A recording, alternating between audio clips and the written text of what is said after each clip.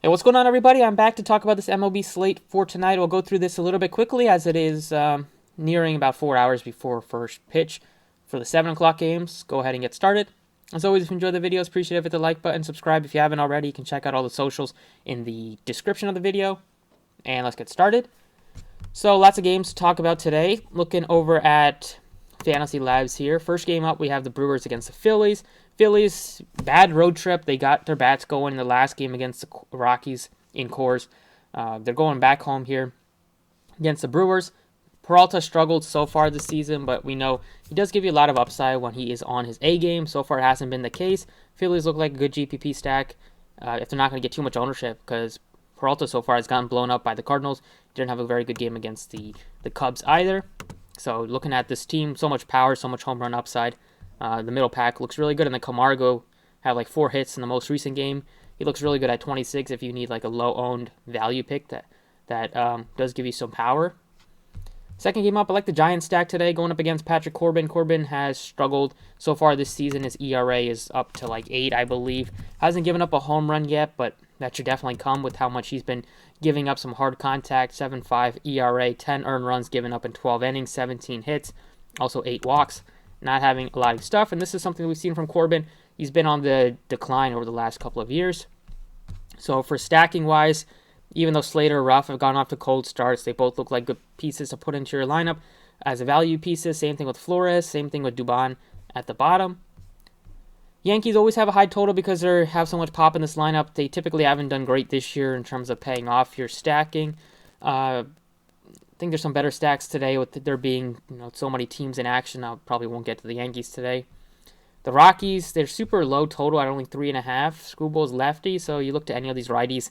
They got a lot of them. Bryant, Cron, Grichuk look like a good GPP stack because they definitely won't get that much ownership with this 3.5 total. And moving on to the next game, we have the Rays against the Red Sox. The Rays have been swinging some good bats, especially Ji-Man Choi and Wander Franco's batting over 400, and then Brennan Lau gives you some power. We saw Josh Lau have like a double and triple last game with a stolen base. So they do have a lot of guys with upside. Waka walks a lot of guys. I do like the Rays stack today. The Braves look so good on DraftKings just based on their price tags. I mean, you're getting a pretty cheap Ozzy Albies for going up against the lefty. We already saw his numbers against lefties. If you watched the videos earlier, this year he just mashes lefties for his whole career. You're getting Austin Riley at $3,500. You're getting Ozuna at $3K. You're getting a cheap catcher with power and Darno at $2,200. And even the bottom, lots of cheap guys. They don't give you too much upside. Swanson does, but he's been such in a cold streak. But there's still guys that you can feel decent about putting into your lineup. So the Braves are probably my favorite stack just based on their price tags. Astros lost Altuve for a few weeks, so Pena is going to be the leadoff hitter. Looks like a good option, even though Stripling is decent. But the Astros always look appealing with how much upside they have in the middle part of the order, and I don't mind going to like Nico Goodrum at the bottom. A couple low totals here, Kopech and Ober. Look to some of the pitching here, even though I would rather look to Kopech than Ober. White Sox lineup is always scary. Angels look like another good stack today, going up against the lefty and Zimmerman, who's been pretty good so far this season, but Trout said he should expect to play today, so you're getting Trout in there. Taylor Ward is super cheap at 37, and they're getting a cheap bottom of the order with like Joe Adell with some pop. Mayfield, super cheap.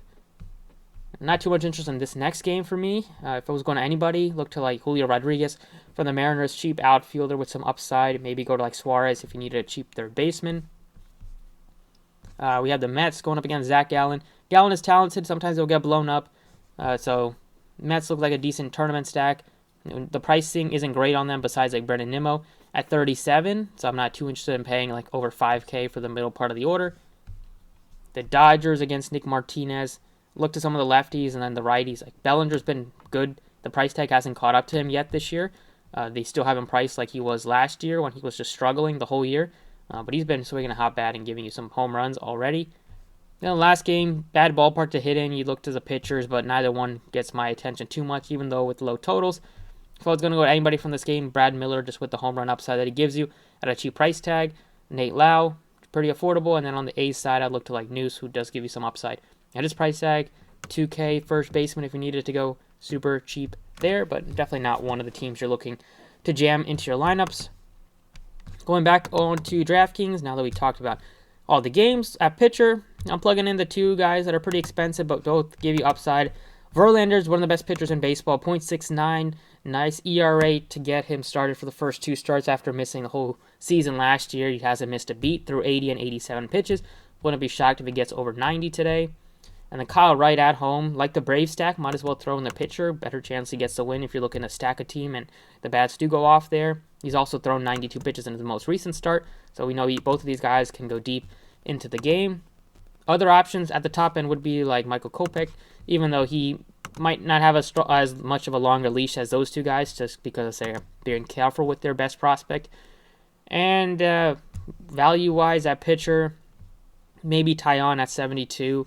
He gives you some appeal there. Waka, I'm looking at the Rays bats. He's been good so far this year, but I'm not really buying it too much. He still gives up a lot of walks, and he hasn't been good in a while, so I'm not going to really buy into that too much. I'm not going with a full-on Rays stack, but maybe 2 or 3 of these guys look appealing. But like I mentioned, the Braves are my favorite stack today, so at first base, looking at the top end, lefty-lefty situation for Matt Olson, so I'm not too interested there. Looking to pay up for anybody, even though it's lefty-lefty, I still like Ohtani a bit. Freeman looks good at his price, but you can go down here with some cheap guys with like Ji-Man Choi, or if you're looking below 4K, the 3K range, we have a couple of guys. The Baltimore Orioles are also going up against a lefty, a guy that has like an 8+ ERA so far this year. They won't get too much ownership, but you can definitely take a shot on like Mountcastle at $34, and then $2,700 for Trey Mancini, who's good against lefties. He gives you some pop as well. Over at second base, where I'll plug in the lefty master himself, that is going to be Ozzie Albies. Pretty affordable, going up against Josh Rogers, who was good a couple years ago, and then he missed all of last year with injury. And he's making he's only made a couple starts so far this year. Was good in the first one, got blown up in the second one against the Phillies. Think when you have a lot of these good righty hitters against Trevor Rogers, think you can definitely stack up the Braves bats, especially with their price tags. They're priced like one of the cheapest stacks on the slate. Third base, pay up. Machado's been hot recently. He's good against lefties as well. Bregman looks decent always. But I'm going down here with $3,500 Austin Riley, another guy that's good against lefties. Price tag is way too cheap for him. He's been putting up good fantasy game. Braves score a lot of runs that are high total. He's done a lot of damage at home. A lot to like with these price tags. Outfield, Trout should be in the lineup. He said himself he should expect to play Friday. If he does, plug him in at a nice price tag. At 59, he's not even over 6,000 like these other guys here. So we're getting a pretty good price tag normally than we would for Mike Trout. Other options here, you can go Ozuna for sure at his min price at like $3,000. You have some other Braves bats you can look to. Slater batting leadoff at 24. Also, Dubon looks decent at his price, 23. So lots of options for us to pick from to plug into our last outfield spot. I'm sticking with the Braves stack and putting in Marcell Ozuna. Do a nice little middle part of the order stack here. You can throw in the cheap catcher as well, but you're getting $3K and $35 for Riley and Ozuna, combined $6,500 for guys that have already hit like 6 home runs combined first couple of weeks of the season. Ozuna is also good against lefties, so a lot to like with the Braves stack. And that's about it for the DraftKings side. Go ahead and run through FanDuel. So got the picks on the screen. Same type of deal on FanDuel. The Braves aren't priced as nicely, most of them. They're priced a lot more expensive on FanDuel. I still like them as a stack, but I like Arcia. 25, get to a little bit of a cheaper option from Atlanta. Still like Riley at 37. Went with Mike Trout and Slater in the outfield. Slater batting leadoff. Look at his numbers against lefties. Should counteract how slow he started off this year. And then at pitcher, went up to pay up for Verlander. Other option could be going down to Kyle Wright at $9,000 if you wanted to save some money. But Verlander it's a scary matchup against Toronto, but there's still a lot of strikeouts there. If Verlander's on his A game, like he typically will be, lots of strikeouts in the Blue Jays lineup. Also a lot of power, so there is some risk there, but I have enough confidence that Verlander won't get shelled. And, same type of deal, catcher first base. Crone is your most expensive guy, so I wouldn't touch him.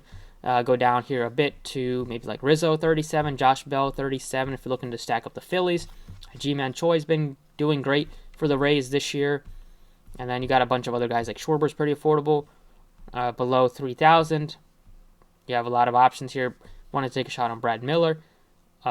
He looks fine. Mountcastle at 28. Second base, plugged in $2,500 Arcia. Albies up to 4K, so he's tied for the most expensive guy at the position. Not getting a great price tag there. Brandon Lau, 34, looks pretty appealing. But Arcia is doing so far good. Batting 6, middle part of the order, should get some RBI opportunities. Marte's gotten off to a cold start. Wilmer Flores looking to stack up the Giants, looks appealing. And then Whit Merrifield's also gone off to a cold start if you wanted to go with some guys that price tag should rise once they get out of their little slumps. Third base, plugged in Austin Riley, not that expensive at 37. I feel better about him than like the Rockies bats and some of the Mets guys. Further down, you have Bregman, 34.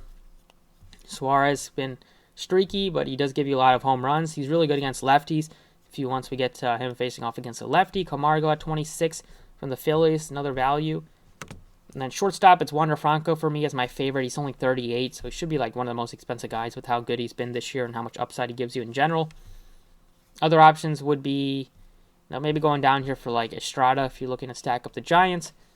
You have a decent price tag on Trevor Story, but not too interested in the Red Sox bats today. And then Jeremy Pena would be another option to consider. And then outfield, Angels, Giants, Braves, whatever other guy is batting near the top of the order. That's very cheap and has a decent matchup. Somebody I'll be fine with. But that's it for the video. Best of luck if you're playing MLB tonight, and I'll see you all next time.